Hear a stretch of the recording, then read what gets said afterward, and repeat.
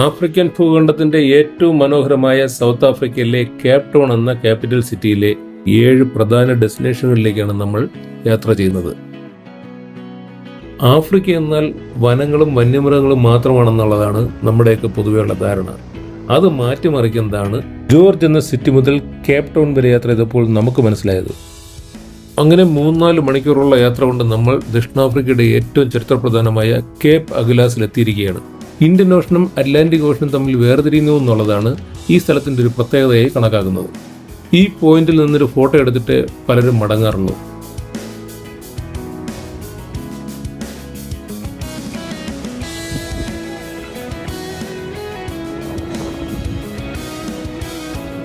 ഈ കാണുന്ന മത്സ്യത്തിനെ അറിയാത്തവർ വളരെ ചുരുക്കമാണ്. നമ്മുടെ നാട്ടിൽ സുലഭമായി കിട്ടുന്നൊരു മീനാണിത്. കഴിക്കാത്തവർ ചുരുക്കം. ഓസ്ട്രേലിയൻ വൈൽഡ് ലൈഫ് എക്സ്പെർട്ടായ സ്റ്റീവ് ഇർവിൻ്റെ മരണ കാരണം ഈ മത്സ്യമാണ്. നമ്മൾ തിരണ്ടി എന്ന് വിളിക്കുന്ന സ്ട്രിംഗ് ഗ്രേ ഇനത്തിൽപ്പെട്ട ഈ മത്സ്യത്തിൻ്റെ വായിൽ നിന്നുള്ള മുന നെഞ്ചിലേറ്റാണ് അദ്ദേഹത്തിൻ്റെ മരണം സംഭവിച്ചിരിക്കുന്നത്.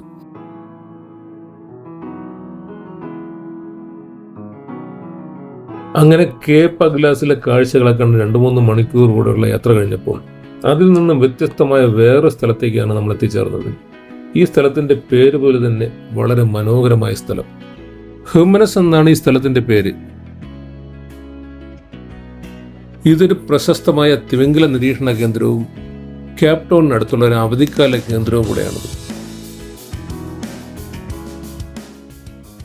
ലോകത്ത് എവിടെയെങ്കിലും ഒരിടത്ത് താമസിക്കണമെങ്കിൽ ഇങ്ങനെയുള്ള ഒരു സ്ഥലത്തായിരിക്കണം എൻ്റെ വീട് എന്ന് നമുക്ക് ഓരോരുത്തർക്കും തോന്നുന്ന വിധത്തിലാണ് ഇവിടുത്തെ കാഴ്ചകൾ.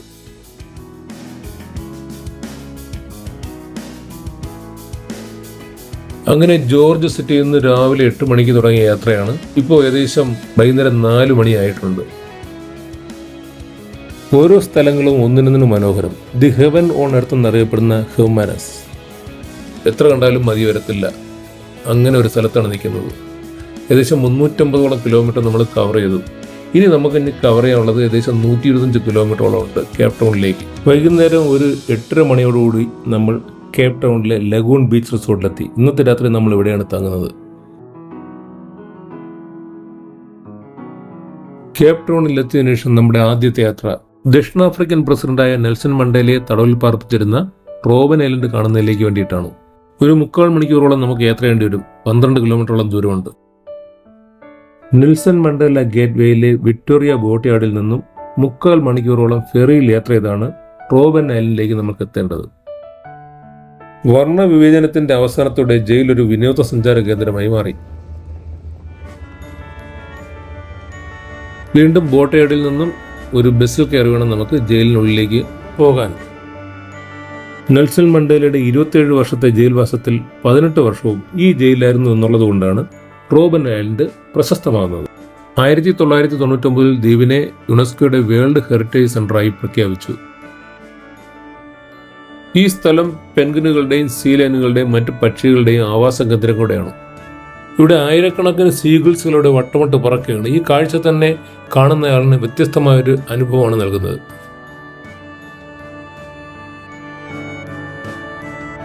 ആയിരത്തി 1961 മുതൽ ഇവിടെ ദക്ഷിണാഫ്രിക്കൻ സർക്കാർ രാഷ്ട്രീയ തടവുകാരെയും കുറ്റവാളികളെയും പാർപ്പിക്കുന്നതിനുള്ള ഒരു സ്ഥലമായി ഉപയോഗിച്ചു. 1991 തടവുകാരുടെ ജയിൽ അവസാനിച്ചു. തുടർന്ന് 1996 കുറ്റവാളികളുടെ ജയിലും അടച്ചു. റോബൻ ഐലൻഡ് സന്ദർശിക്കുന്ന ഒരാളിന് സൗത്ത് ആഫ്രിക്കയുടെ സങ്കീർണമായ ചരിത്രത്തെക്കുറിച്ചും നെൽസൺ മണ്ടേലയുടെ ജീവിത ചരിത്രത്തെക്കുറിച്ചും നേരിട്ടുള്ള അറിവ് ഈ ജയിൽ സന്ദർശിക്കുമ്പോൾ ലഭ്യമാകും. ഈ ജയിലിൽ നിന്നാണ് രാജ്യത്തിന്റെ ആദ്യത്തെ കറുത്ത വർഗ്ഗക്കാരനായ ഒരാൾ പ്രസിഡന്റ് ആവുകയും വർണ്ണ വിവേചനത്തിനെതിരെ പോരാടുകയും ചെയ്തത്. ഇവിടുത്തെ ഗൈഡുകളിൽ പലരും മുൻ തടവുകാരാണ്. നെൽസൺ മണ്ടേലയുടെ തടവ് ജീവിതത്തിന്റെ 18 വർഷങ്ങളുടെ കഥ ഈ സെല്ലിൽ നിന്നാണ്. ദക്ഷിണാഫ്രിക്കയുടെ സ്വാതന്ത്ര്യ സമര ചരിത്രത്തിന്റെയും അടിച്ചമർത്തലുകളുടെയും പോരാട്ടത്തിന്റെയും ചരിത്ര സ്മാരകമായാണ് ഈ ദ്വീപ് അറിയപ്പെടുന്നത്. ഈ ജയിൽ കാണുന്ന ഓരോ ഇന്ത്യക്കാരനും ഓർമ്മ വരും ആൻഡമാനിലെ കാലാപാനി ജയിൽ.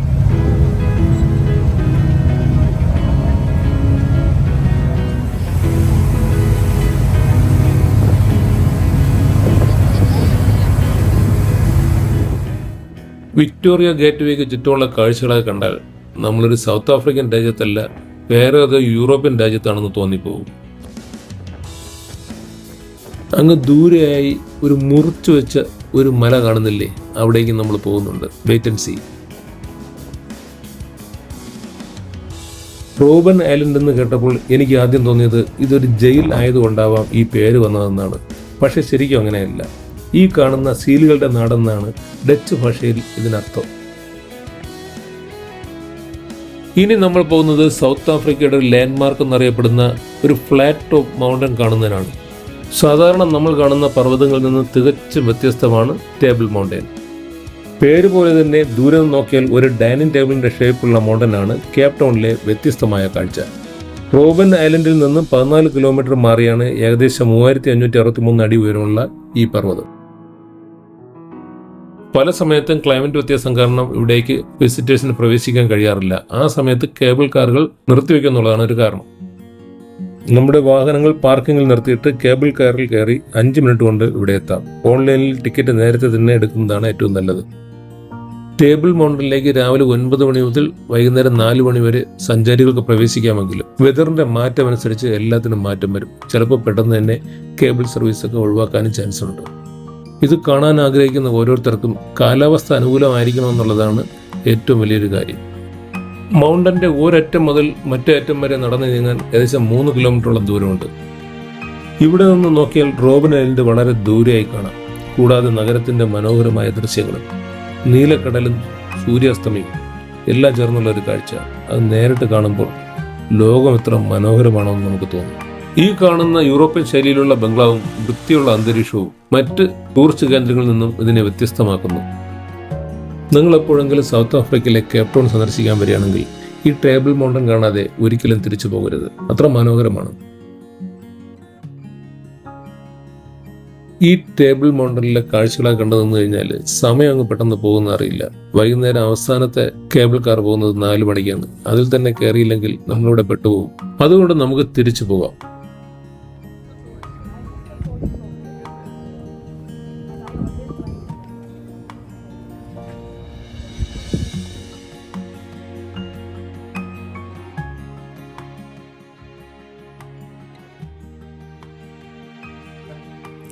ഇനി നമ്മൾ പോകുന്നത് ടേബിൾ മൗണ്ടനടുത്തുള്ള മെറൈൻ പ്രൊട്ടക്റ്റഡ് ഏരിയയായ ഒരു സീൽ ഐലൻഡിലേക്കാണ്.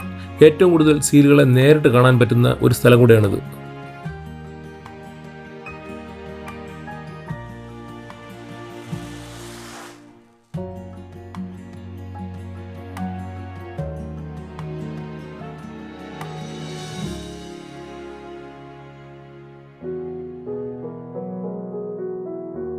സീൽ ഐലൻഡിലേക്ക് പോകുന്നതിന് മുമ്പ് ടിക്കറ്റ് കൗണ്ടറിന് മുമ്പുള്ള ചില രസകരമായ കാഴ്ചകളാണ് ഈ കാണുന്നത്.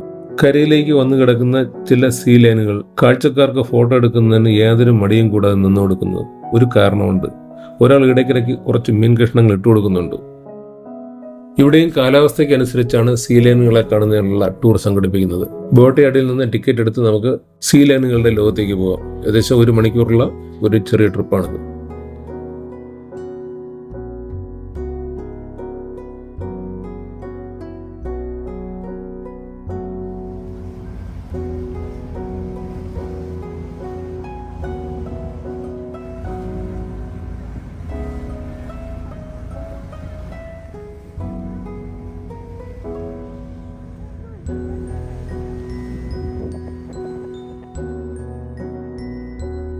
സീ ലൈനുകളെ ഇത്രയും അടുത്തറിയാൻ കഴിയുന്ന ഒരു സ്ഥലം ലോകത്തെവിടെ ഇല്ല എന്ന് തന്നെ പറയാം. 10,000-കണക്കിന് സീ ലൈനുകളും സീൽസുകളും ഒരുമിച്ച് ഇവിടെ നമുക്ക് കാണാൻ കഴിയും. ഈ ഐലൻഡിനെ ചുറ്റിയാണ് നമ്മുടെ ബോട്ട് പൊയ്ക്കൊണ്ടിരിക്കുന്നത്. ചെറിയ വെയിലുള്ളതിനാൽ പാറപ്പുറത്തെല്ലാം വന്നു കിടപ്പുണ്ട്. അതുകൊണ്ട് നമുക്കിതിനെ വളരെ അടുത്ത് തന്നെ കാണാൻ കഴിയും. ഇതൊരു പ്രൊട്ടക്റ്റഡ് ഏരിയ ആയതുകൊണ്ട് ചെറിയ ബോട്ടുകളിലേക്ക് അടുത്തേക്ക് പോകാനോ കടലിലേക്ക് ഇറങ്ങാനോ ഉള്ള അനുവാദം സന്ദർശകർക്കില്ല. വംശനാശ ഭീഷണി നേരിടുന്ന ആഫ്രിക്കൻ പെൻഗ്വിനുകളെ കൂടാതെ തിമിംഗലങ്ങൾ, ഡോൾഫിനുകൾ, സ്രാവുകൾ ഉൾപ്പെടുന്ന സമുദ്രജീവികളുടെ ആവാസ കേന്ദ്രം കൂടെയാണ് ഇവിടം.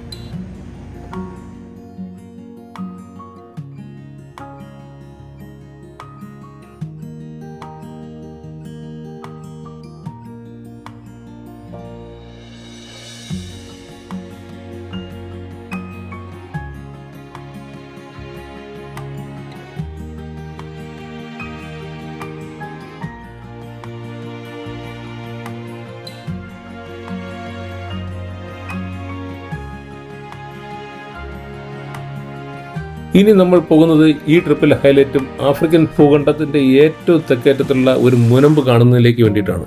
അതാണ് കേപ്പ് ഓഫ് ഗുഡ് ഹോപ്പ്. ടേബിൾ മൗണ്ടനിൽ നിന്നും ഗുഡ് ഹോപ്പിലേക്ക് ഏകദേശം 2 മണിക്കൂറോളം യാത്രയുണ്ട്.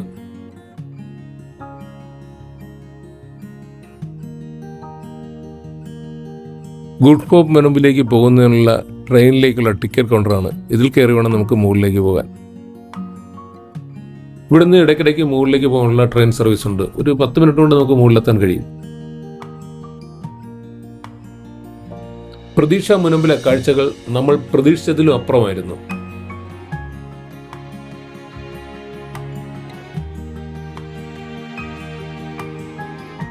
ഇവിടെ നിന്ന് നോക്കിയാൽ ജീവിതത്തിൽ നമ്മൾ കണ്ടിട്ടുള്ളതിൽ വെച്ച് ഏറ്റവും മനോഹരമായ ഒരു വ്യൂ എന്ന് വേണമെങ്കിൽ നമുക്ക് പറയാം. അത്രയ്ക്കുണ്ട് ഈ നീലക്കടലും ആകാശവും ഒക്കെ ചേരുന്ന ഈ കാഴ്ച. സൂയസ് കനാൽ നിർമ്മിക്കുന്നതിന് മുമ്പ് യൂറോപ്യന്മാർ ഏഷ്യയിലേക്ക് പോയിരുന്നത് അറ്റ്ലാന്റിക് സമുദ്രം കടന്ന ആഫ്രിക്ക വഴിയായിരുന്നു. തെക്ക് പടിഞ്ഞാറുള്ള ഈ ആഫ്രിക്കൻ തീരം കപ്പലുകൾക്ക് അപകടമുണ്ടാക്കുന്ന ഒരു സ്ഥലമായിരുന്നു. എന്നാൽ ആഫ്രിക്കയുടെ തെക്കേ അറ്റത്തെത്തുന്നതോടുകൂടി കടൽ ശാന്തമാകും. അതുകൊണ്ടാണ് ഇവിടം കേപ്പ് ഓഫ് ഗുഡ് ഹോപ്പ് അഥവാ പ്രതീക്ഷാ മുനമ്പ് എന്ന് പറയുന്നത്. കേപ്പ് ഓഫ് ഗുഡ് ഹോപ്പ് മുനമ്പിൽ നിന്നാണ് ഏഷ്യയിലേക്കുള്ള എല്ലാ വാട്ടർ റൂട്ടുകളും തുറക്കപ്പെട്ടത്. 1488 പോർച്ചുഗീസുകാരനായ ബെർത്തലോമിയോ ഡയസ് ആണ് ഈ മുനമ്പിലേക്ക് ആദ്യമായി എത്തിയതെന്നാണ് പറയപ്പെടുന്നത്. നാച്ചുറൽ ബ്യൂട്ടി എക്സ്പ്ലോർ ചെയ്യാൻ പറ്റിയ ഒരു സ്ഥലം കേപ്പ് ഓഫ് ഗുഡ് ഹോപ്പ് തന്നെയാണ്.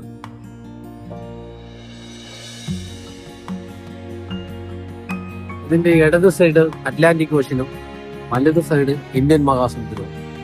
അതാണ് ഇതിന്റെ ഏറ്റവും വലിയ പ്രത്യേകത. ഇന്ത്യൻ ഓഷനും അറ്റ്ലാന്റിക് ഓഷനും ചേരുന്ന പാറക്കെട്ടുകൾ നിറഞ്ഞ ഈ സ്ഥലത്തിന് ഒരു പനോരമിക് വ്യൂ ആണുള്ളത്. കേപ്പ് ഓഫ് ഗുഡ് ഹോപ്പിനും കേപ്പ് ടൗണിനും ഇടയ്ക്കുള്ള സൈമൺസ് ടൗൺ ബോൾഡേഴ്സ് ബീച്ചിലേക്കാണ് നമ്മളിപ്പോൾ പോകുന്നത്. ഇവിടെ നിന്ന് നമ്മൾ ചെന്നിറങ്ങുന്നത് സൗത്ത് ആഫ്രിക്കയിലെ ഒരു പ്രധാനപ്പെട്ട പെൻഗ്വിൻ കോളനിയിലേക്കാണ്. പെൻഗ്വിനുകളെ കുറിച്ച് പറയുമ്പോൾ നമുക്ക് ആദ്യം ഓർമ്മ വരുന്നത് അന്റാർട്ടിക്കയെ കുറിച്ചാണ്. അതാണ് പെൻഗ്വിനുകളുടെ പ്രദേശം. പക്ഷേ അന്റാർട്ടിക്ക മാത്രമല്ല, south America, Australia, New Zealand, Africa തുടങ്ങിയ രാജ്യങ്ങളിൽ നമുക്ക് പെൻഗ്വിനുകളെ കാണാം. ആഫ്രിക്കൻ പെൻഗ്വിനുകളെ എത്ര അടുത്ത് കാണാമെന്നുള്ള സ്ഥലം ലോകത്ത് എവിടെയും തന്നെ ഇല്ല.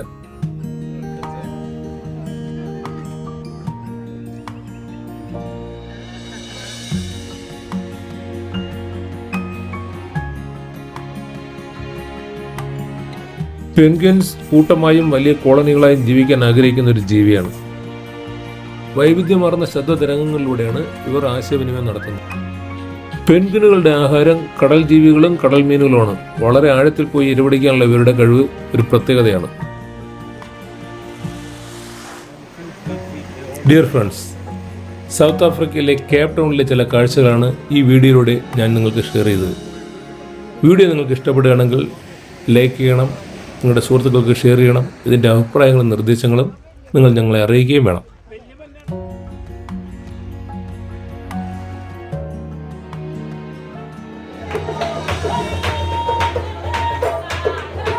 സൗത്ത് ആഫ്രിക്കൻ പരമ്പരാഗത നൃത്തങ്ങളുടെ പശ്ചാത്തലത്തിലുള്ള ഈ ഡിന്നർ കൂടെ ആകുമ്പോഴേ കേപ്പ് ടൗൺ ടൂർ പൂർണ്ണമാവുകയുള്ളൂ.